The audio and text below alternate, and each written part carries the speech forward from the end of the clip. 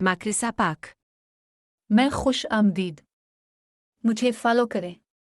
इस वीडियो को ज़्यादा से ज़्यादा लाइक, कमेंट्स और शेयर करें। बिस्मिल्लाहिर्रहमानिर्रहीम। अस्सलाम वालेकुम। मेरा नाम तनवीर है। मैं साहिवाल के एक छोटे से गांव में रहता हूँ। हम दो बहन भाई हैं। बहन की उम्र 12 साल जबकि मेरी उम्र 22 साल है। मेरे अब्बू खेती बाड़ी करते हैं और अम्मी घर का काम करती हैं। मेरे अब्बू की दो बहनें यानी मेरी फुप्पो हैं। एक का नाम सफ़िया और दूसरी का नाम कुलसूम है। सफ़िया की शादी आज से 15 साल पहले हुई थी। अब इनके 3 बच्चे हैं जबकि कुलसूम फुप्पो की शादी आज से 2 साल पहले हुई थी। कुलसूम फुप्पो की शादी हमारे साथ वाले गांव में हुई थी। जब इनकी शादी हुई तो इनकी उम्र 22 साल थी। गांव की देसी खुराक खाने की वजह से इनका रंग सफ़ेद गुलाबी था। वो मेरी फुप्पो होने के साथ साथ मेरी अच्छी दोस्त भी थी। मैंने कभी इनको गलत नज़र से नहीं देखा। इनके शौहर भी मेरे अब्बू की तरह खेती बाड़ी करते थे। ये बात सर्दियों की है। रात का वक्त था। सर्दियों की पहली हल्की हल्की बूंदाबांदी हो रही थी। इतने में कुलसूम फुप्पो आई और कहा, मुझे घर छोड़कर आओ। मैंने कहा, आप तो हमारे घर की तरफ जा रही थी। हाँ, मैंने सोचा बारिश तेज ना हो जाए, इसलिए अब तुम्हारे घर के बजाय अपने घर वापस जा रही हूँ। तुम मुझे मेरे घर छोड़ाओ। मैं रात को बाइक पर किसी काम से बाहर निकला था। रास्ते में मुझे फूफो मिल गई। मैंने इनसे कहा, चलें बैठें, फिर मैं छोड़ आता हूँ। हम लोग जैसे ही गली से बाहर सड़क पर निकले, वहाँ एकदम ठंड महसूस हुई। गली के अंदर हवा का दबाव कम था।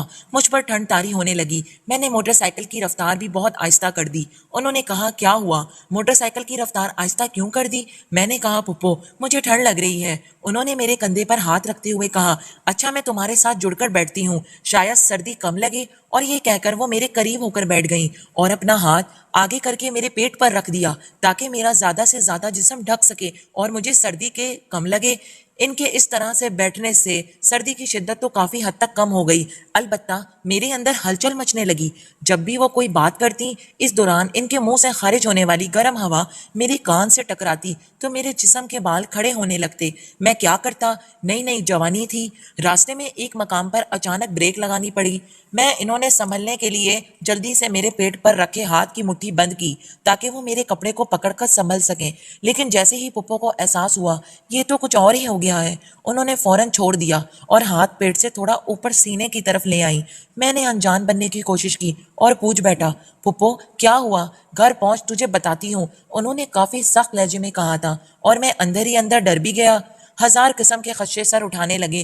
कहीं अम्मी को ना बता दें या पुप्पा को ही बता दिया तो भी बहुत मुश्किल हो जाएगी मेरे लिए। जब डर खौफ में तब्दील हुआ तो मैं एक जगह ब्रेक लगा दी।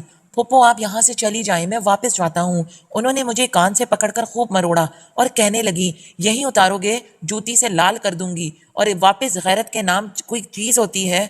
मैं चुपचाप फिर आगे को चल दिया। कुछ दूर जाकर फुप्पो ने जान पूछकर हाथ नीचे लगाया, लेकिन वो बेचारा अब बिल्कुल अपने आप में भस्म हो चुका था। उन्होंने हाथ फिर ऊपर सीने की तरफ कर लिया और हंसते हुए कहने लगी, अब इसे कहो ना जरा उठे मेरे सामने। शुक्र कर मैं तेरा लिहाज कर रही हूँ, वरना 20 सड़क खड़ा करके लाल कर देती और तुझे लग समझ जाती। फुप्पो के घर पहुंच गए हम। इससे पहले कि मुझे मौका मिलता, फुप्पो ने उतरते ही सबसे पहले मेरी मोटरसाइकिल से चाबी निकाल ली और अपना गेट खोलने लगी। मैं मोटरसाइकिल से उतरकर पैदल ही वापस भागने के लिए उतरा तो इन्होंने मेरा बाजू पकड़ लिया, फिर खुद बाइक के पीछे खड़ी हो गई। अंदर लेकर चलो इसको, वो धारते हुए बोली। आप मेरे पास कोई चारा नहीं था। मैंने खामोशी से बाइक अंदर खड़ी करी और खुद करीब ही खड़ा हो गया। उन्होंने मुझे बाजू से पकड़ा और अंदर बेडरूम में ले गई। अलमारी से टावल मेरी तरफ उछालते हुए कहने लगी, वॉशरूम में जाकर कपड़े उतारो। मैंने खामोशी से हुक्म की तामील की और जब वॉशरूम से बाहर आया तो मुझे कंबल में लेटने का कहकर खुद वॉशरूम चली गई। वॉशरूम से निकलकर मेरे साथ ही कंबल में आ गई। मैं खामोशी से ड्राई फ्रूट खाने लगा और पुप्पो मोबाइल पर फेसबुक ऊपर नीचे करने लगी और मेरे सर पर हाथ फेरने लगी। प्लीज अब्बू को कुछ नहीं बताना। मैंने पुप्पो का हाथ अपने दोनों हाथों से पकड़कर कहा, कौन सी बात? इन्होंने ऐसे हैरानगी से पूछा जैसे वो तो बिल्कुल अनजान थी मेरी और मैं जो कुछ रास्ते में हुआ। मैंने वजाहत करी, क्यों? ऐसा क्या हुआ था? इतना ज्यादा क्यों डरते हो तुम? मैं वादा करती हूँ किसी को कुछ नहीं बताऊंगी। अब जब पुप्पो ने हाथ फेरा, बहुत तेज हो तुम। उन्होंने मुझे कान से खींचा। अब मुझ पर वो खौफतारी नहीं था। इनका सब कुछ मेरे सामने था। वहां पहलू बदल कर इनकी तरफ मुड़ा तो टावल गीला होने की वजह से मेरे जिस्म से टावल अलग हो गया। इन्होंने भी मेरे सर पर हाथ रखा और बाल सहलाने लगी और धीरे से मुझे पुकारा, तनवीर तुम? انہوں نے میری گردن کو موڑ کر میرے ہونٹوں پر کام کرتے ہوئے کہا۔ ان کی سانس بہت تیز چل رہی تھی اور کافی اونچی آواز میں بھر رہی تھی۔ اس سے پہلے کہ پھپھو کی ہمت جواب دے جاتی، انہوں نے مجھے بالوں سے پکڑ کر مجھے اوپر کی طرف کھینچا اور اپنی گرفت بہت ڈھیلی تھی، جیسے ان میں طاقت ہی نہ رہی ہو۔ میں نے ان کی مشکل حل کر دی اور جلدی جلدی گھر کا کام کرنے لگا۔ پھپھو بھی گھر کے کام میں میرا ساتھ دے رہی تھیں۔ کچھ دیر بعد پھپھو گھر کا کام کر کے فارغ ہو گئیں اور میں بھی تھک گیا، اور ہم دونوں ہی نڈال ہو کر اپنے آپ کو بالکل ڈھیلا چھوڑتے ہوئے گہرے گہرے سانس لینے لگے۔ مجھے بہت سکون مل رہا تھا۔ میں رات پھپھو کے گھر ہی رہا اور صبح واپس آ گیا۔ ناظرین، اس طرح کی مزید انٹرسٹنگ اور رومانٹک سٹوریز کے لیے ہمارے چینل کو لازمی سبسکرائب کریں اور ویڈیو کو لائک کرنا مت بھولیے گا۔ شکریہ۔ بسم اللہ الرحمن الرحیم۔ السلام علیکم۔ میرا نام تنویر ہے۔ میں سائیوال کے ایک چھوٹے سے گاؤں میں رہتا ہوں۔ ہم دو بہن بھائی ہیں۔ بہن کی عمر 12 سال جبکہ میری عمر 22 سال ہے۔ میرے ابو کھیتی باڑی کرتے ہیں اور امی گھر کا کام کرتی ہیں۔ میرے ابو کی دو بہنیں یعنی میری پھپھو ہیں۔ ایک کا نام صفیہ اور دوسری کا نام کلثوم ہے۔ صفیہ کی شادی آج سے 15 سال پہلے ہوئی تھی۔ اب ان کے 3 بچے ہیں، جبکہ کلثوم پھپھو کی شادی آج سے 2 سال پہلے ہوئی تھی۔ کلثوم پھپھو کی شادی ہمارے ساتھ والے گاؤں میں ہوئی تھی۔ جب ان کی شادی ہوئی تو ان کی عمر 22 سال تھی۔ گاؤں کی دیسی خوراک کھانے کی وجہ سے ان کا رنگ سفید گلابی تھا۔ وہ میری پھپھو ہونے کے ساتھ ساتھ میری اچھی دوست بھی تھیں۔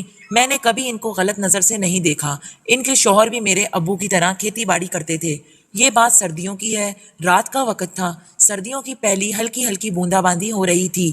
اتنے میں کلثوم پھپھو آئیں اور کہا، مجھے گھر چھوڑ کر آؤ۔ میں نے کہا، آپ تو ہمارے گھر کی طرف جا رہی تھیں۔